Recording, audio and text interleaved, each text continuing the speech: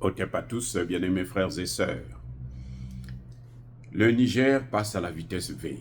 Le Niger vient d'investir plus de 80 millions de dollars pour l'achat de 5 drones de combat, d'attaque et de surveillance en même temps. 5 drones sophistiqués, hyper sophistiqués qu'elle venait d'acheter à la Turquie. Le Niger fait comme les autres pays de l'AES, hein, c'est-à-dire qu'il faut s'équiper. Le Niger ne compte pas sur les organisations sous-régionales, que ce soit le Mali, et plutôt, comment vous appelez, la CEDEAO, que ce soit l'Union africaine. Si le Niger compte sur ça, là, c'est fini. C'est-à-dire que les Nigériens vont mettre les mains sur la tête et pleurer à grosses gouttes.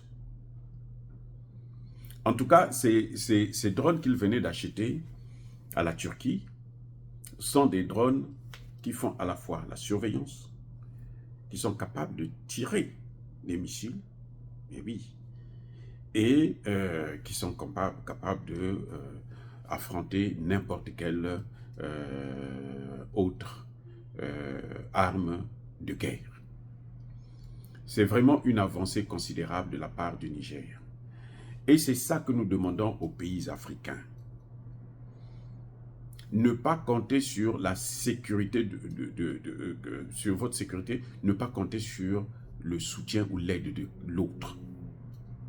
Sauf si vous êtes dans une alliance. Comme par exemple l'alliance avec l'alliance des États du Sahel qui est devenue une confédération et nous allons vers une fédération. Ça, c'est une bonne chose. Et je crois qu'il faut qu'ils accélèrent avec cette coopération. Maintenant, il y a une chose qu'il faudrait comprendre. Quand le Niger dépense 80 millions de dollars pour 5 drones, vous croyez que le Niger achète ça avec quoi? Avec le CFA? Le Niger n'achète pas ça avec le CFA. Parce que si c'est avec le CFA, eh bien, il faut que ça passe en France.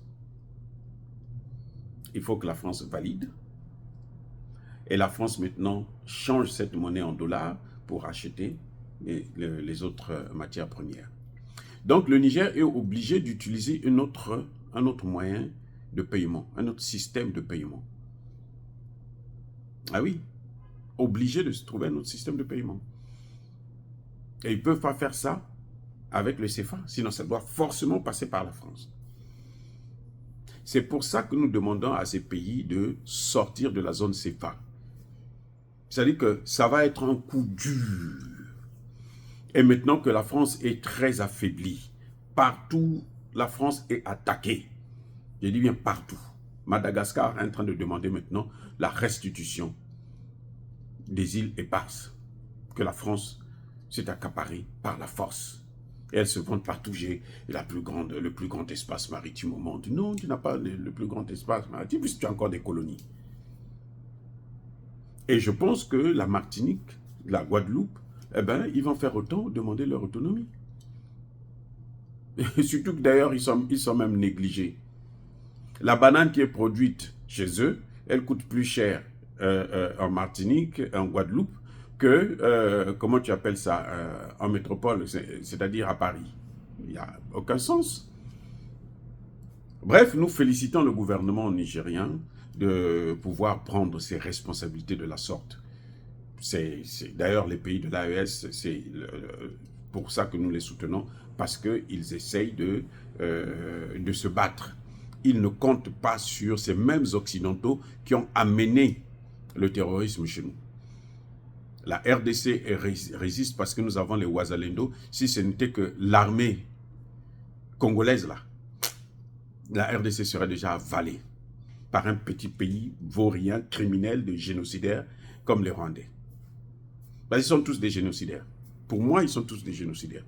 Il n'y a aucun Rwandais qui se dit non, mais écoutez, arrêtez avec ça. Vous les trouvez même à l'étranger, ils soutiennent Kagame. Ça va pas. Et vous voulez que nous, on puisse se plier devant eux? Non, on n'a pas à se plier. Et on ne se pliera jamais. Même si on a des dirigeants comme Tshisekedi qui de temps en temps baissent la culotte, ça ne nous regarde pas. Nous n'allons jamais baisser la culotte. Oh, bravo, Monsieur Tchani, bravo, bravo, bravo, bravo. Encore une fois de plus, soyez bénis, abondamment bénis par le Dieu des Kémites et par nos ancêtres angélisés. Mais que tous ceux qui persécutent le continent africain, le pillent et le déstabilisent, qu'ils soient noirs, blancs, chinois, arabes, juifs, indiens, qui qu'ils soient punis, maudits, foudroyés, neutralisés, écrasés, effacés par le Dieu des Kémites et par nos ancêtres angélisés. Vive l'Afrique éternelle, j'ai dit et j'assume.